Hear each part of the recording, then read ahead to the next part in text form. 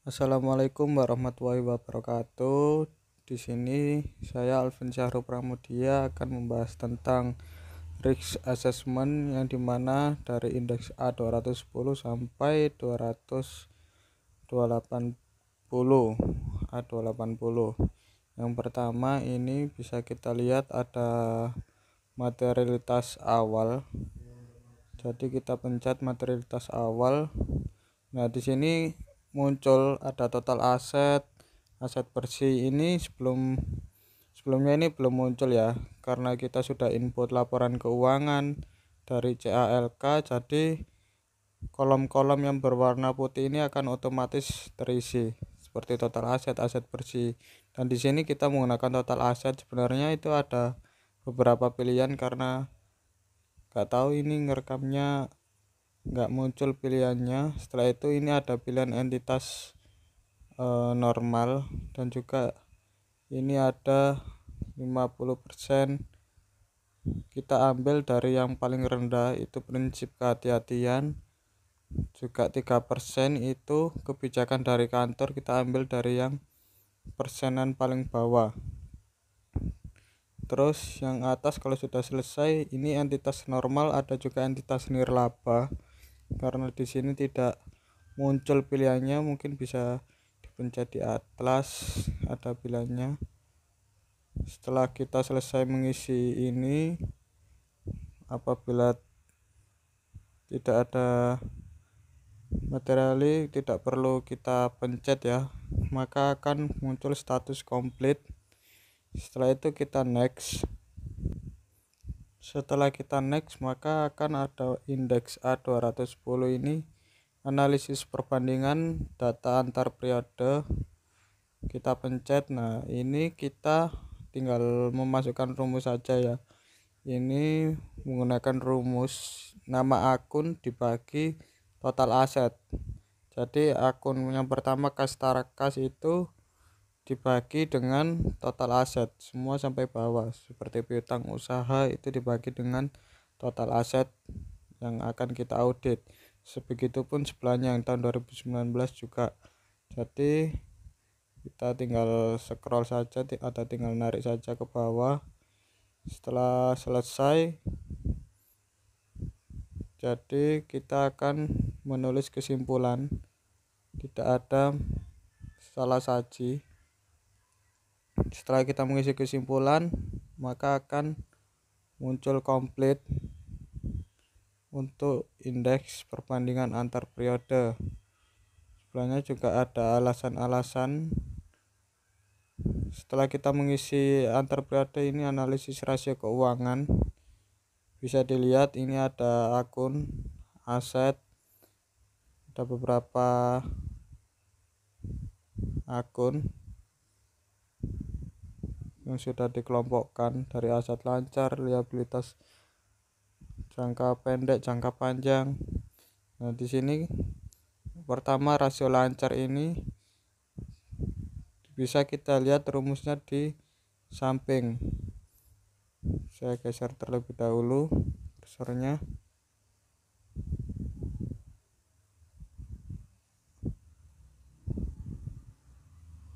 Oke, aset lancar kita geser. Nah, seperti ini rasio lancar, aset lancar dibagi liabilitas jangka pendek. Rasio kas juga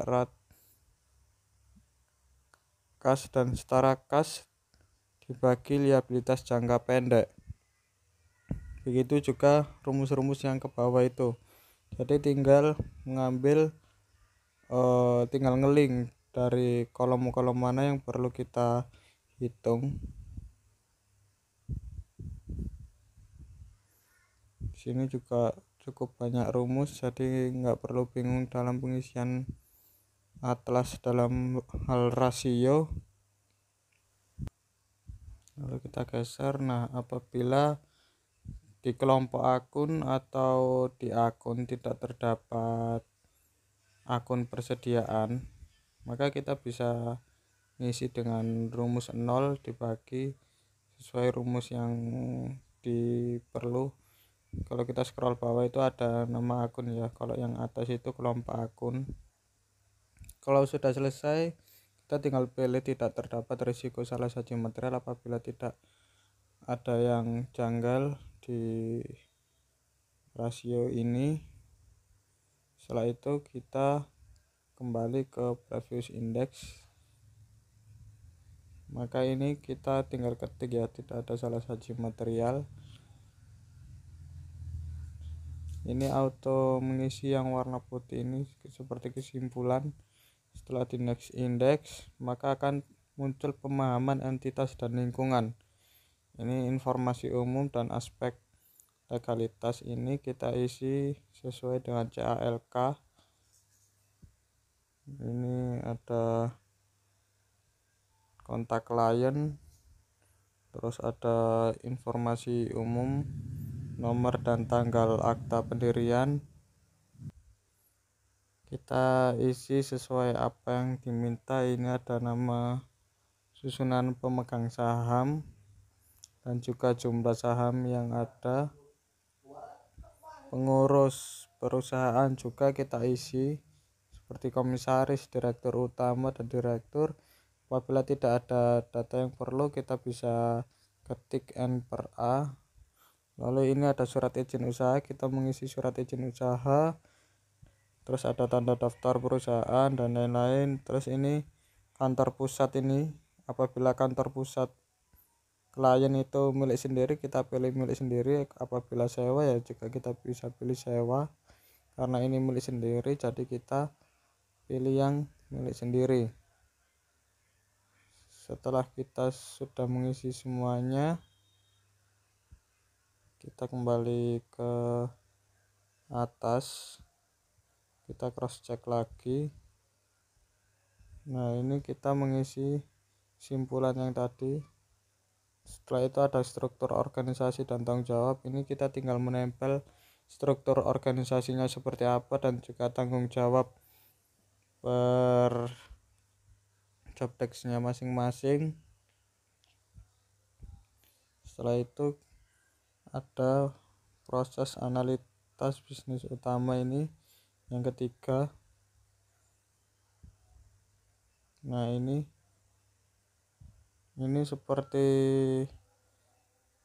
rangkuman uraian penyimpanan dan pengendalian kas. Ini seperti apa yang terjadi di perusahaan tersebut. Jadi kita isi dari awal, menyimpan atau pengendalian kasnya itu seperti apa.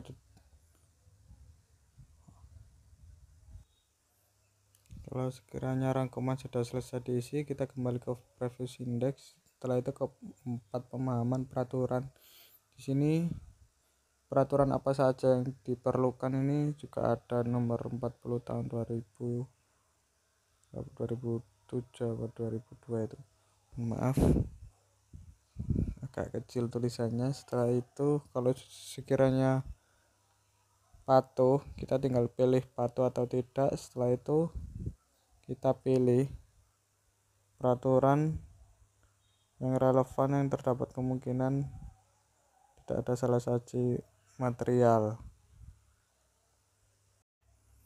Ini kalau sudah selesai, kita lanjut ke kelima atau keenam ini.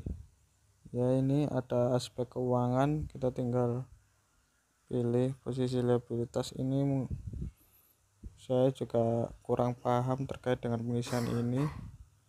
Saya hanya diberikan Pak Taufik data langsung atlasnya, jadi kata beliau tinggal ngikutin apa yang ada di atlas tersebut. Pada analitis faktor kecurangan ini TCWG ini kita tinggal baca-baca. Saya juga kurang paham terkait dengan pengisian ini. Saya mengikuti apa yang diarahkan Pak Taufik. Setelah pengisian TCWG selesai, kita bisa lanjut ke next index. Ini ada inherent risk. Saya juga kurang paham Pak terkait dengan pengisian ini. Ini transaksi yang sering digunakan. Saya rasa Kas ini hal yang sering digunakan ya, atau yang sering terjadi. Salah satu ini mengikuti data dari Pak Taufik, pengisian inherent risk ini.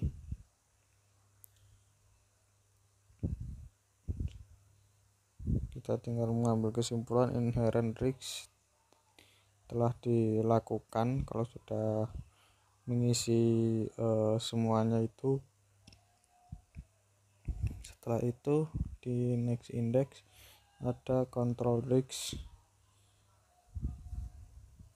Ini kalau sudah lingkungan pengendaliannya sudah baik, kita tinggal beri tulisan sudah baik. Terus kalau sudah selesai kita pilih next index. Apakah klien memiliki TCWG? Kita sudah mengisi TCWG, jadi kita tinggal pilih ya. Dan SPI, sistem pengendalian internal, juga punya. Dan ini terkait ROMM, ini juga saya mengikuti